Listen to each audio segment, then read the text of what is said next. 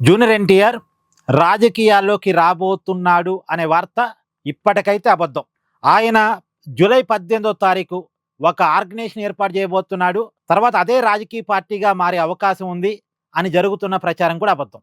July 18వ తారీఖున junior NTR ఎలాంటి ఆర్గనైజేషన్ని announce చేయటం లేదు.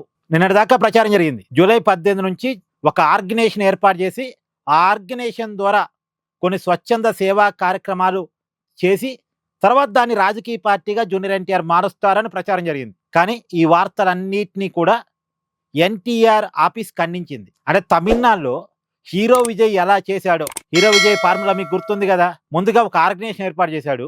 దాని ద్వారా కొన్ని స్వచ్ఛంద సేవా కార్యక్రమాలు చేశాడు. తర్వాత దాన్నే రాజకీయ పార్టీగా మార్చుకున్నాడు హీరో విజయ్. ఇక్కడ కూడా అలాగే జరగబోతుంది. జూనియర్ ఎన్టీఆర్ అలా చేయబోతున్నాడని ప్రచారం జరిగింది. బట్ ఆ వార్తల్ని ఎన్టీఆర్ ఆఫీసు క్లియర్గా ఖండించింది. పైగా రా ఎన్టీఆర్ పేరుతోటి ఏదైతే అనౌన్స్మెంట్ జరుగుతున్నాయో ఆ అనౌన్స్మెంట్కి ఎన్టీఆర్కి ఏ సంబంధం లేదట. ఈ రా ఎన్టీఆర్ అనేటువంటి సంఘం కావచ్చు, లేదు ఆన్లైన్ ప్లాట్ఫామ్ కావచ్చు, ఈ సమాచారం అసలు జూనియర్ ఎన్టీఆర్కి లేదట. అంటే రా ఎన్టీఆర్ పేరుతోటి జూలై 18వ తారీఖు ఊరువాడ పేరుతో కొన్ని సేవా కార్యక్రమాలు చేయబోతున్నామని చెప్తున్నారు. బట్ ఈ సమాచారం అసలు ఎన్టీఆర్కి తెలియదట. ఈ రా ఎన్టీఆర్ ఆర్గనైజేషన్ కానీ, వాళ్ళు పెడుతున్న కార్యక్రమాలు కానీ, దానికి సంబంధించిన సమాచారం కానీ ఎన్టీఆర్కి తెలియదట. ఎన్టీఆర్ అభిమానులు ఎవరైనా పెడుతుండొచ్చు ఏమైనా కార్యక్రమాలు, అది వేరే విషయం. కానీ ఆ సమాచారం అయితే ఎన్టీఆర్కి తెలియదట. సో ఇప్పటికైతే ఎన్టీఆర్ రాజకీయాల్లోకి రాబోతున్నాడు అనే మాట మాత్రం అబద్ధమే. అయితే ఈ ప్రచారాన్ని ఎవరు క్రియేట్ చేసి ఉంటారు? ఈ వార్తల వెనకాల ఎవరు ఉంటారు? నేను నిన్న కూడా చెప్పా.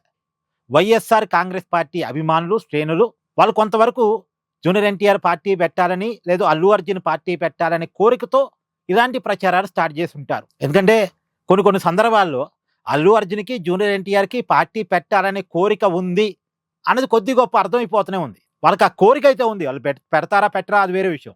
వాళ్ళకి ఆ కోరిక అయితే ఎంతో కొంత ఉంది. కాబట్టి వాళ్ళని ఫోర్స్ చేయడం కోసమో, లేదా ఆ పేరుతో కొన్ని ప్రచారాలు క్రియేట్ చేయడం కోసం వైఎస్ఆర్ కాంగ్రెస్ పార్టీ ఇలాంటి ప్రచారాలు చేస్తుందా? YSR Congress party cadre. ఎందుకంటే ఈ మధ్య కాలంలో జగన్మోహన్ రెడ్డి గారు మావిగన్ మాట ఎత్తిన తర్వాత ఇక వైఎస్ఆర్సీపీ గెలవటం కష్టం, జగన్ వెనకాలంటే గెలుపు చూడలేం. పైగా జగన్మోహన్ రెడ్డి కార్యకర్తల మనోభావాలు పట్టించుకోవట్లేదు, కార్యకర్తల అభిప్రాయాలు పట్టించుకోవట్లేదు, కార్యకర్తలతో సంబంధాలు మెయింటైన్ చేయట్లేదు, ప్రజల్లోకి రావట్లేదు. వచ్చినా ఏదో కొంతమంది పెయిడ్ ఆర్టిస్టులు ఉంటారు, జగన్ సీఎం అని నినాదలిస్తారు. ఏదో ఒక స్పాన్సర్డ్ ప్రోగ్రాం లాగా జరిగిపోతుంది. అది ఒక పెయిడ్ కార్యక్రమం లాగా జరిగిపోతుంది. రియాలిటీ ఉండలేదు. రెండోది, ఈ జగన్ గనక ఈ కూటమిని ఓడించలేకపోతే, ఇప్పుడు నేను చెప్తున్నాను కదా, ఆంధ్రప్రదేశ్లో 2 రకాల ఓట్ బ్యాంకులు ఉన్నాయి. ఇప్పటి నుంచి కాదు, ఎప్పటి నుంచో ఉన్నాయి. ఒకటి ప్రో కూటమి ఓట్ బ్యాంక్, అంటే pro TDP vote bank, anti TDP vote bank. గతంలో anti TDP vote bank Congress party వెనకాల ఉండేది. ఆ కాంగ్రెస్ పార్టీ ఆంధ్రప్రదేశ్లో కిల్ అయిపోయిన తర్వాత, పొలిటికల్గా కిల్ అయిపోయిన తర్వాత ఆ ఓట్ బ్యాంకే జగన్ వెనకాల ర్యాలీ అయింది. రాజశేఖర్ రెడ్డి మీద అభిమానంతో కావచ్చు, కాంగ్రెస్ రాష్ట్ర విభజన చేయటం నచ్చక కావచ్చు, తర్వాత రకరకాల కారణాల్లో నుంచి రాజశేఖర్ రెడ్డి సెంటిమెంట్ ప్రధానంగా ఆ ఓట్ బ్యాంక్ అంతా జగన్ వెనకాల ర్యాలీ అయింది. అది ఎప్పటికీ యాంటీ టీడీపీ ఓట్ బ్యాంక్.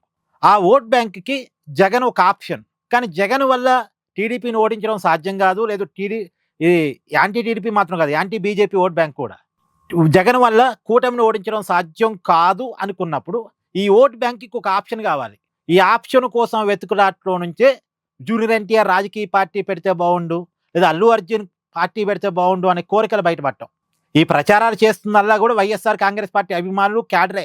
అని డైరెక్ట్గా వాళ్ళ పార్టీ చేపిస్తుందని నేను అంటలే. పార్టీ చేపించదు. పార్టీ ఎందుకు చేపిస్తుంది? వాళ్ళకే రాజకీయ పార్టీ ఉన్నప్పుడు, వాళ్ళకి నాయకుడిగా జగన్మోహన్ రెడ్డి ఉన్నప్పుడు ఆ పార్టీ అఫీషియల్గా చేపించదు.